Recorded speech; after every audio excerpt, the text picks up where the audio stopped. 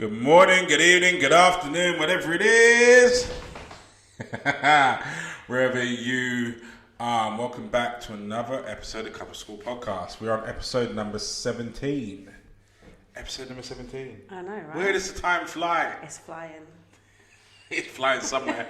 I'm joined as always by the lady of self-love herself, Charmaine Lawrence. Hello guys, how you doing? Go on, this is a juicy one. It is. Can a rebound relationship be successful? I mean, you got someone writing today, didn't you? Did you get someone to write? I did. By the way, guys, he never shows me what you guys I like are to writing keep it a secret. I like to get her reaction. He likes to just throw it on me. Yeah, to get her reaction, like to you guys live. So when I say the scenario, like she's not seen it, she's not read it, she's not prefaced it. So when you see her face change and ship up, like it's real, you know, it's real and it's now. So check this one out. So let's go. My partner and I recently started a relationship. She's awesome, and I can feel feelings beginning to form with her already. However, I had split with my ex 2 weeks before we got together, and I still feel the hurt from us breaking up. I want this to work, but she has already started asking questions around if we got together too quickly, and am I sure I'm over my ex? Which, to be fair, I'm not sure I am. I almost feel your eyes burning to back. I know she's a great fit for me, and I can see it working out in the future. So don't want to let her go. Don't want to let her go, as I doubt I'll find another like her. But I'm concerned my feelings for my ex are still quite raw. What should I do? That's why I don't let her see them beforehand. To see the face, the rolling of the eyes, the flames at the top of her head. Okay. Shall we? Do you know, I'm actually usually an advocate for rebound relationships. I usually am.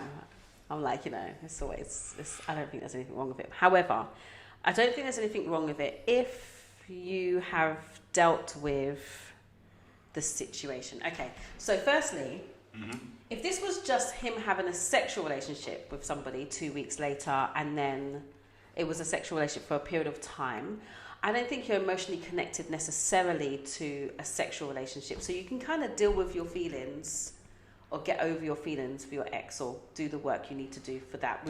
I know people will say, no, you have to have time away. You don't have any sex, be celibate. Yeah, I'm not one of those people. I'm not one of those people. But what caught me was when he said, I'm not sure I am over my feelings, which means you shouldn't even be starting anything deep with somebody else. You're actually talking about a future. He's talking about a future, like, oh, she's the one for me, she could be the one for me, and in the future it would be, what are you talking about, bro? Like, look, no, he's not ready. Relationship should be ended. He should not even be entertaining a deep and meaningful relationship with somebody if he hasn't dealt with the emotions. And is the emotion for the ex because he actually misses her, loves her, blah, blah, or is it just that she's moved on and she's happy? Because people do that. They only miss people when they're actually moved on and happy. So we don't really know. We don't. And I think that actually the latter is more dangerous for the new relationship, because if his motivation for getting into the new relationship is because his ex has got into a new relationship, then the new relationship really isn't based or bound to or from anything. It's just, I don't want to be alone. And when things are driven by someone solely not wanting to be alone and not wanting to be with a specific person or into a specific scenario, then it's hurt leading hurt. Yeah. And it usually only ends in one way, which is 2 + 2 = 4. Hurt leading plus hurt following equals hurt present and future. So yeah. 2 weeks is also a bit soon. It depends. I mean, it's not soon for me, but I do think it's a bit soon if you've just broken up with somebody, because he obviously has feelings for the ex. It's not like, okay, I'm done, this run its course. Like, okay, so from my experience in my last relationship, right, we had a period of time when we were together, but we weren't together. So the emotions it was easy to kind of walk away because we'd done that work. We did all that conversation of this is just not going to work out. We're just going to stick in it for a bit because Christmas is coming and we want the kids to be cool. Like, we don't want to do that. We actually had, we had the whole structured spreadsheet, cool. Structured breakup. Yeah. So once he was gone, I could easily have moved on because I wasn't emotionally attached to him. Like, in terms of love and affection and attachment, it wasn't like that. It was just a different type of feeling. But for him, I feel like he's still in love. I feel like he still loves her, or whatever the case may be. But like that, you can't be talking about a future with someone else. Or is it that he actually? Oh no! What if it's that? Sorry, that was too much. Oh no! Epiphany moment. What if it's just that he's met this girl, probably just doing a little fun thing, and then realised she has all the qualities of the type of woman that he wants in the future. And so rather than just letting her go and hoping that he bucks up on her later on, now that's not good. Welcome to what, and I know the guys are going to come at me in this, but I'm going to do a Steve Harvey because this is classic. This is classic. Guys don't delve into the feelings that they have around hurt after someone or a relationship splitting or someone leaving. They carry them in a carry bag. On to the next one. No? And they try to cover over the hurt or the loss or the what have you from the previous relationship with the new relationship. Especially if they bump into someone in the new relationship that actually ticks the boxes of someone that they think might be a forever option. Now, the bit I can see in this is one of two things. It's either he's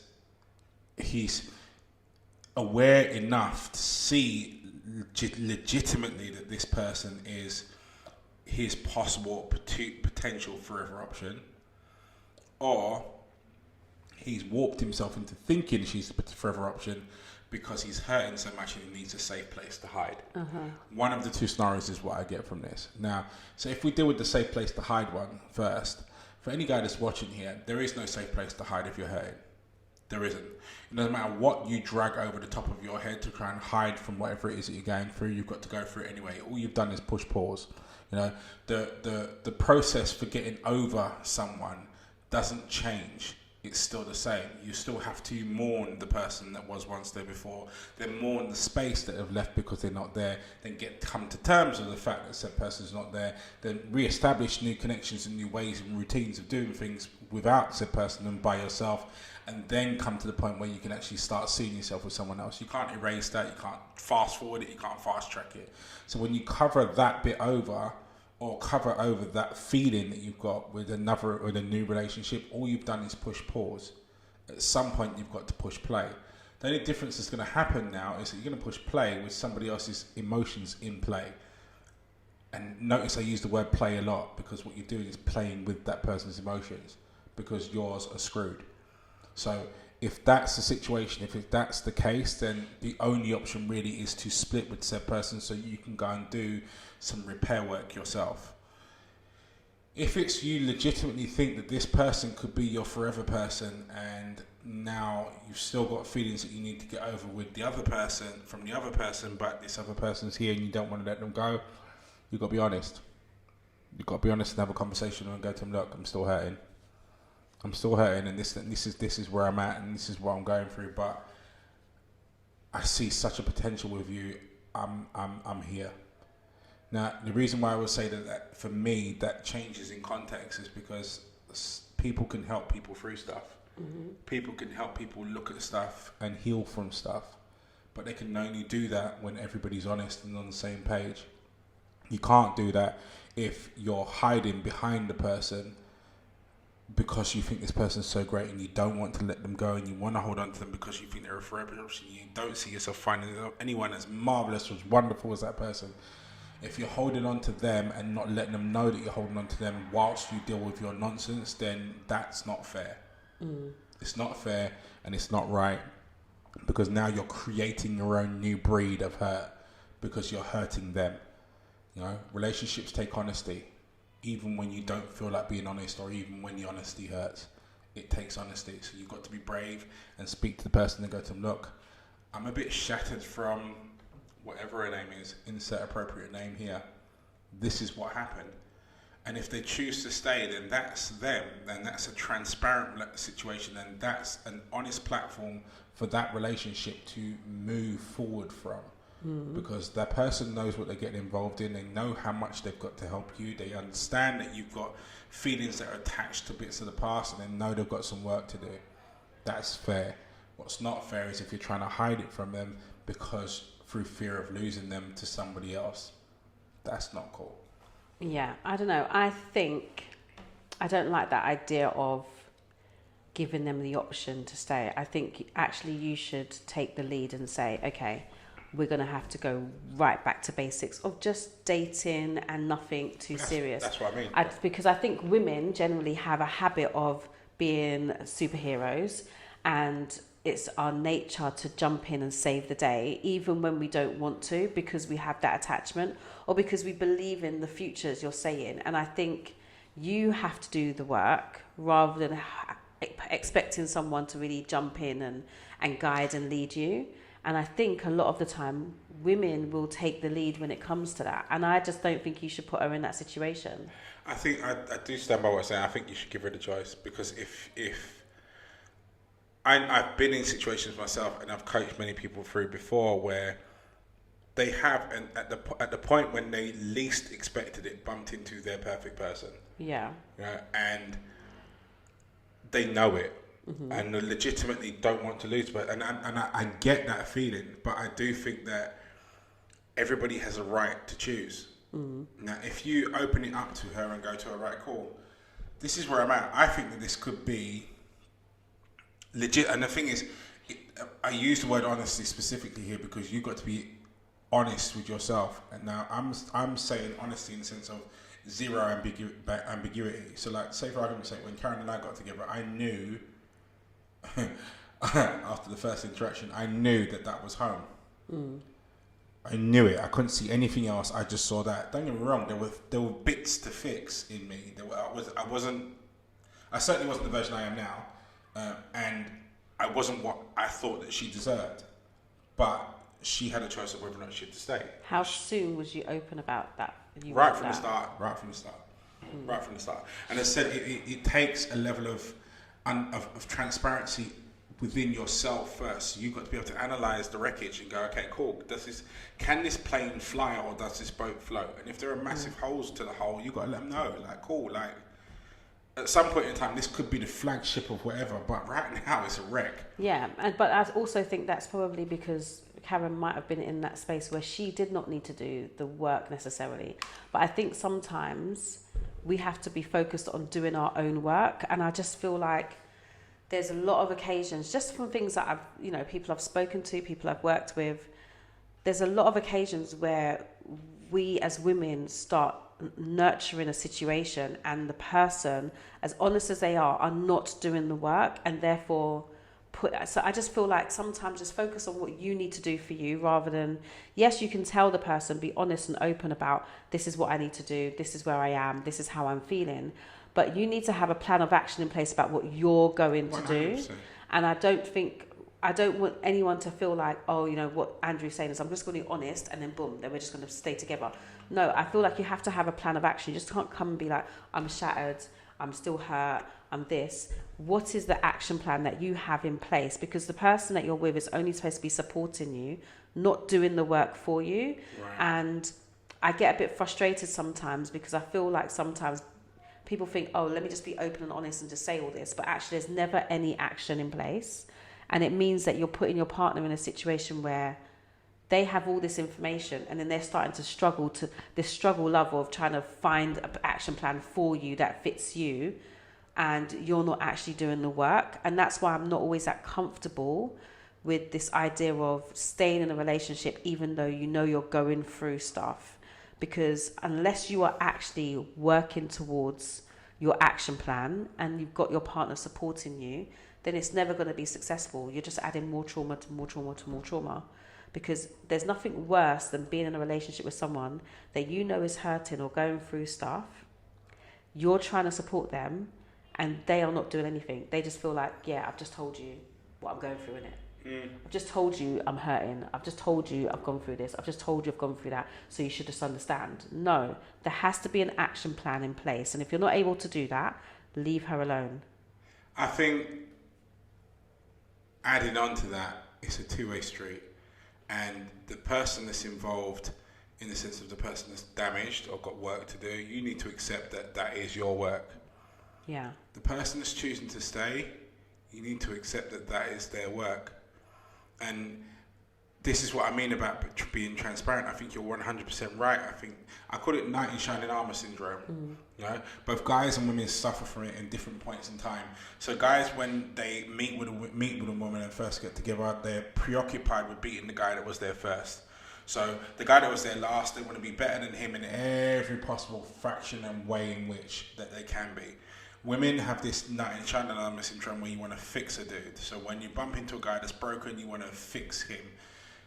This is where relationships go wrong, because in both contexts, if you're the guy that's trying to be the knight in shining armor and be better than the guy before, you're not being you, and that's a fallacy. It's a route to a disastrous end.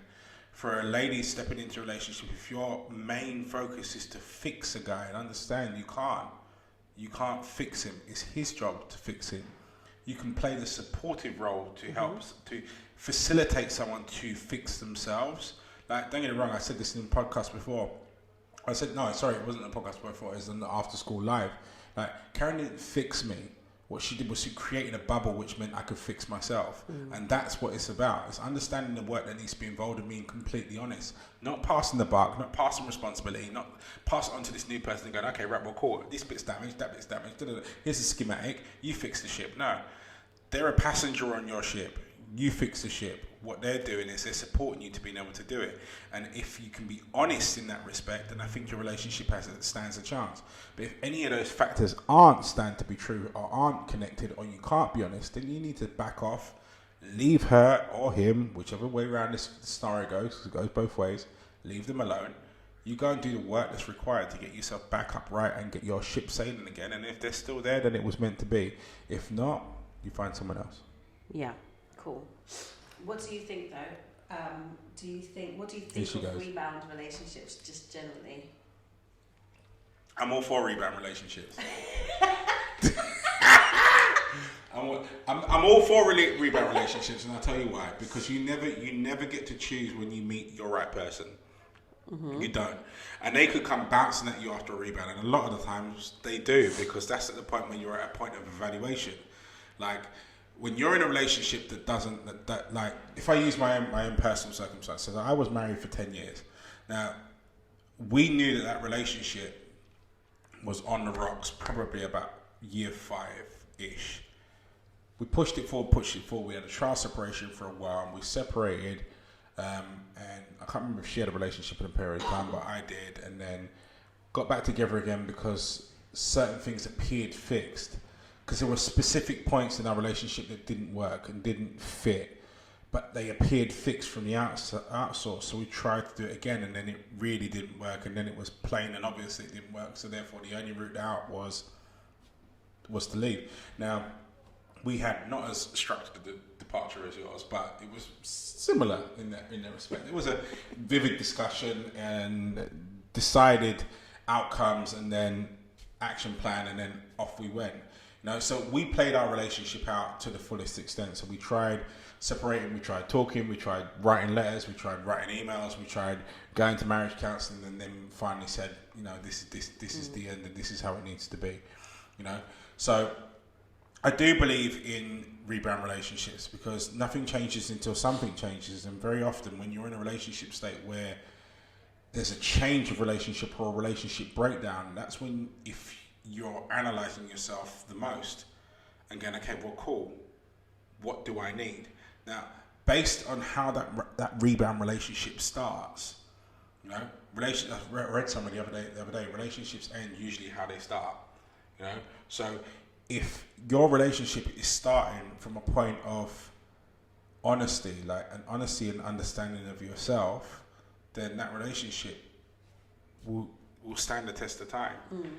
If it's a glorified booty call, in other words, you're swinging from the chandeliers and you're thinking this time is great, but like you don't have that connection with the person, then I don't think they can do. But I think rebound relationships, generally speaking, because of the state of mind that you're in at the time when that rebound relationship is happening, because one relationship is exiting and you're in a state of flux where you're looking at yourself and going, okay, cool, who am I?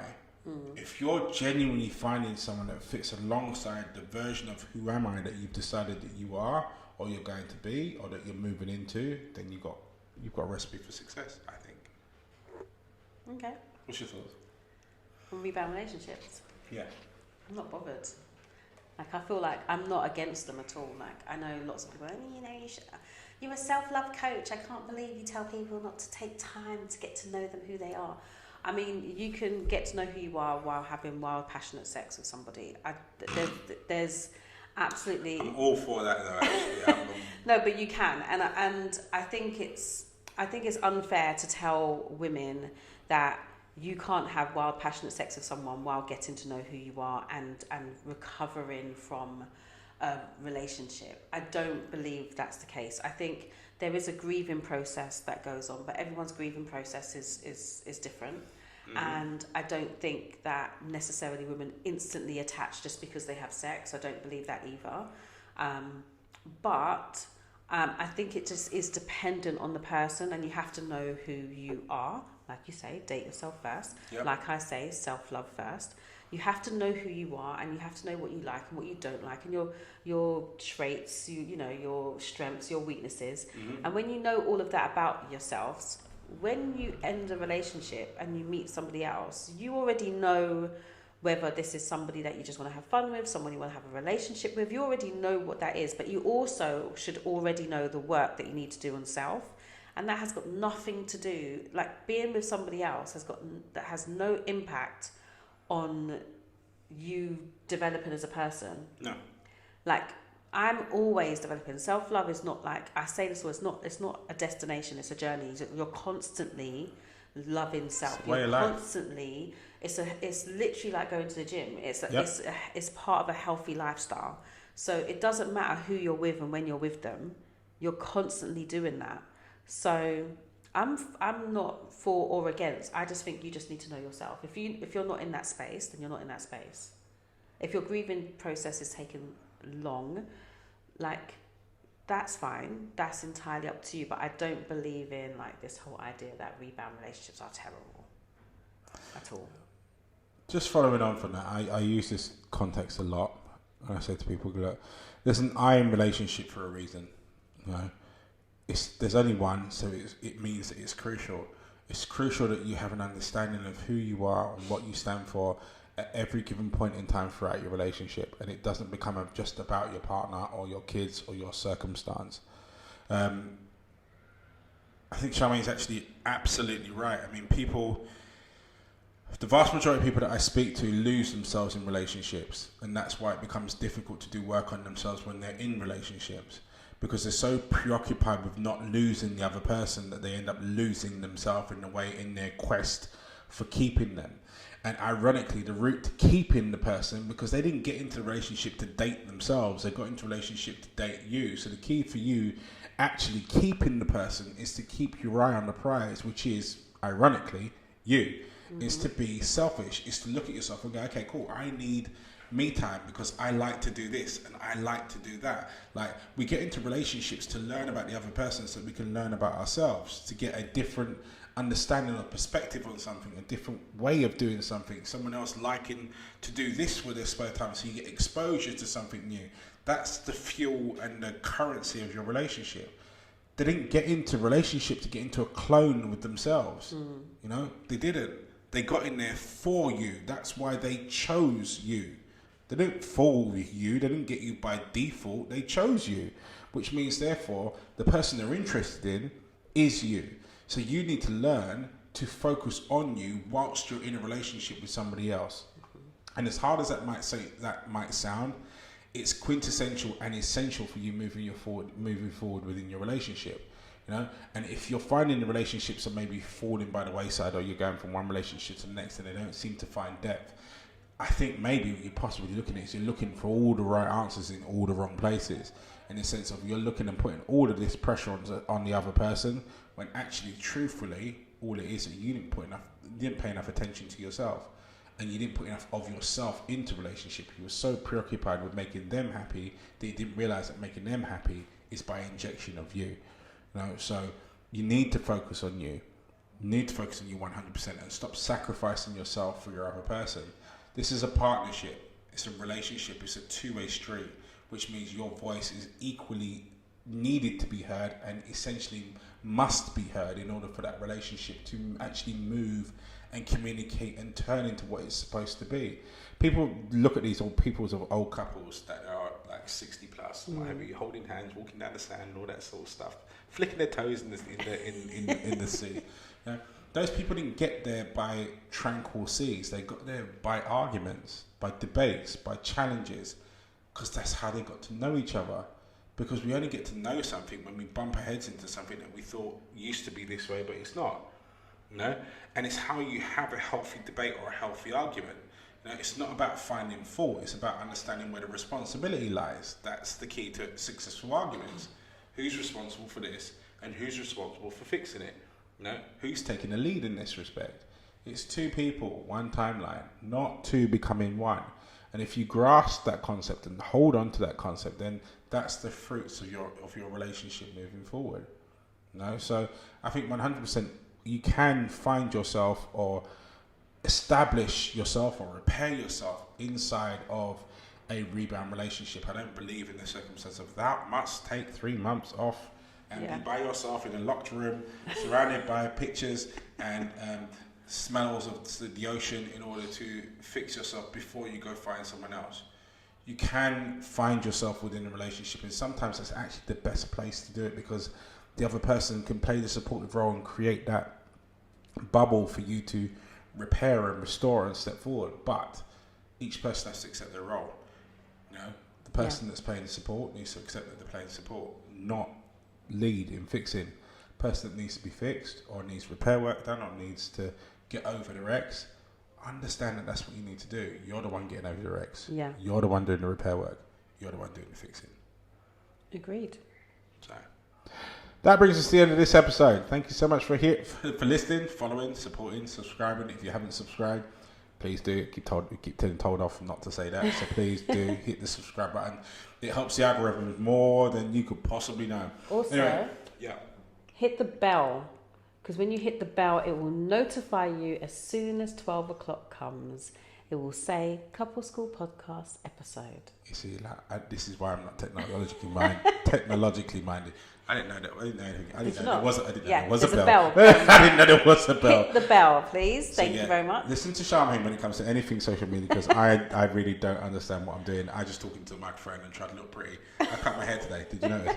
Anyway, so thank you so much for supporting. I'm knocking the microphone as well. Please don't forget, join us for Couple School After School on Tuesday at 8:30. Come and debate with Charmaine, argue with Charmaine, disagree with Charmaine, agree with me. That's the way it's supposed to go. Wow, whatever. That's the way it should be. No, I'm only joking. Disagree with me as well as you want. I drop a lot of comments on here and opinions on here, and by all means, as much as they are my own, they're not necessarily the ones that are shared by the world. And I absolutely love it when someone puts me right, or in my place, or at least stands their ground. So by all means, come and join us for Couple School After School. It's a lovely place to be and a fantastic way to air your views, and we all learn something when everyone does something. So that's us out for this week. That's me out here. Anyway, you stay strong, you stay focused. See you later, guys. Take care.